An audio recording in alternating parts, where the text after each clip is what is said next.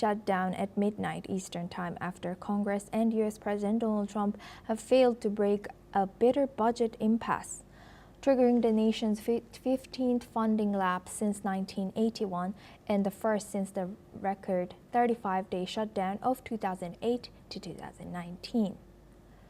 Federal agencies have begun closing their operations after Senate Democrats blocked Republican stopgap measure that would have kept the government funding flowing through November 21st. Democrats had demanded the bill to include an extension of health care subsidies and roll back Medicaid cuts, which Republicans refused to attach.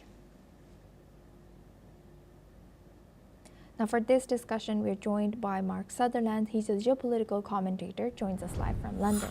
Thank you very much, Mark, for joining us. Now, what's your reaction? It is happening after 7 years, and what is going on with this news now?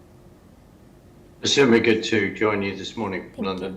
The key thing is we go back to the first Trump administration, where it was the whole shutdown was for 35 days, a month. And that was over the spending plans that President Trump then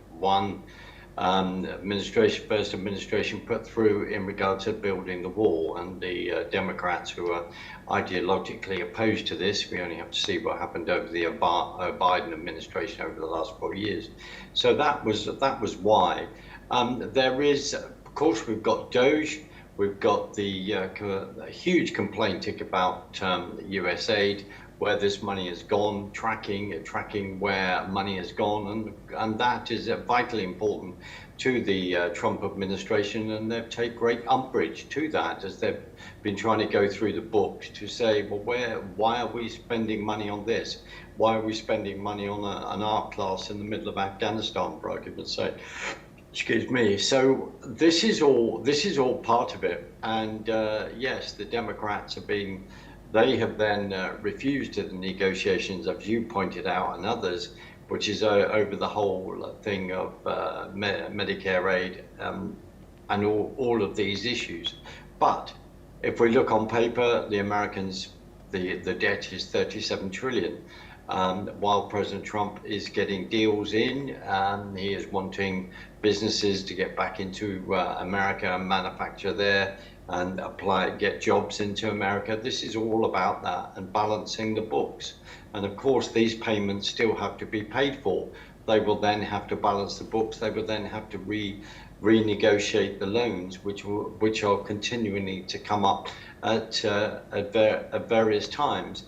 And when you've got one party that wants to spend money as if it's like water, and another party administration that comes in to say, we need to rein all this back in, then you are going to reach the crunch point that they have now reached. Asuma. And how does this highlight the deep partisan divide between Democrats and Republicans in Congress?